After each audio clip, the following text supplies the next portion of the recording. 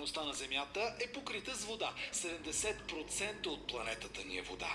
Даже тялото ти е около 60% вода. Пием я, мием се с нея, но тя далеч не ни служи само за това. Тя е във всичко. Тя е във всяко производство, всяка промишленост. Водата просто е навсякъде.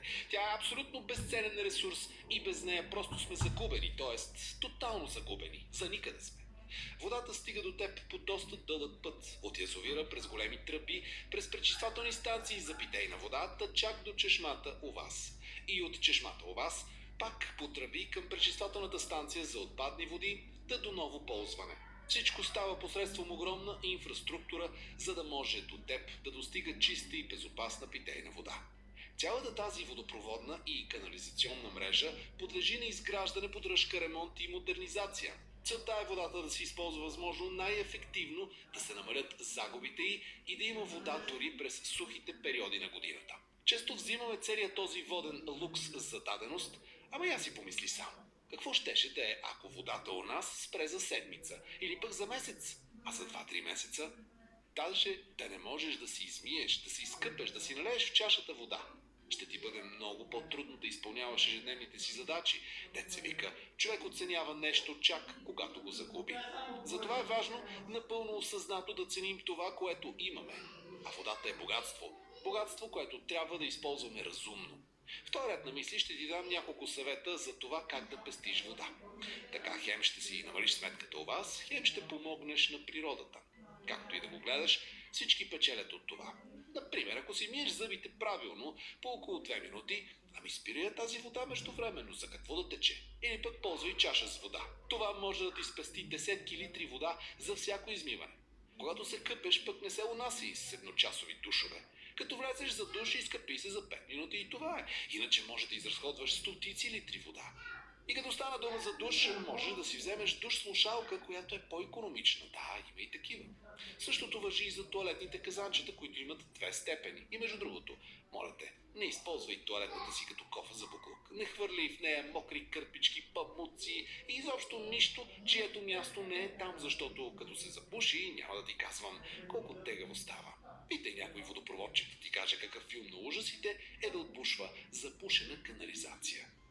Пералнята и миялната машина също изискват доста вода, но можеш да ги настроиш така, че да работят по-икономично. И не дай да ги пускаш, ей така, за 1-2 неща. Напълни ги, пак чак тогава ги пускай. Това е такова разхищение на вода, че просто няма на къде. Така че, моля те, пести я тая вода. Но и това не е всичко, защото освен да я пестиш, трябва да направиш всичко възможно и да я пазиш чиста.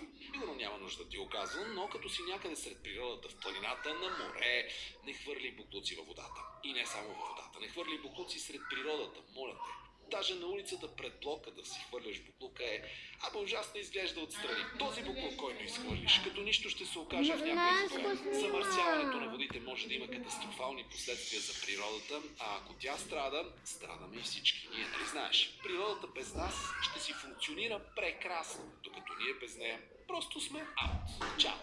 Така че мисли за природата като за най-добър приятел. Каквото е добре за нея, е добре и за теб.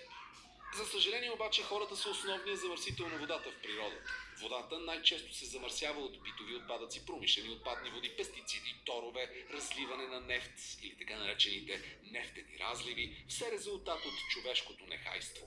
Замърсената вода пък е опасна за здравето и унищожава цели екосистеми. Да не говорим, че затруднява икономиката, защото пречистването на вече замърсена вода е доста скъпа операция. Това, което ти можеш да направиш, е да пестиш водата колкото можеш, да не замърсяваш природата и да ползваш възможно най-малко химикали. Примерно като купуваш препарат за пране или омекотител, гледай да е с възможно най-малко химикали. Също така избягвай и онези душ гелове, които имат микропластмаси, служещи да ти ексфолират кожата. Винаги търси продукти, на които има знак съставки без микропластмаса. Защото тези частици са супер малки на размер, лесно минават дори през пречиствателните филтри и накрая замърсяват световния океан. Оттам ги поглъща, например, някоя риба, а тя после се озовава на трапезата ти. И накрая, без да искаш, пак се ексфолираш, ама вече отвътре. Така че избягвай подобни продукти. А освен всичко това, можеш да покажеш този видеоурок на възможно най-много хора. Защо? Първо, защото можеш и второ, защото е полезно. Защото всеки от нас може да направи промяна и да помогне за опазването на този безценен ресурс – водата. колкото повече хора го правим, толкова по-голям ще бъде ефектът.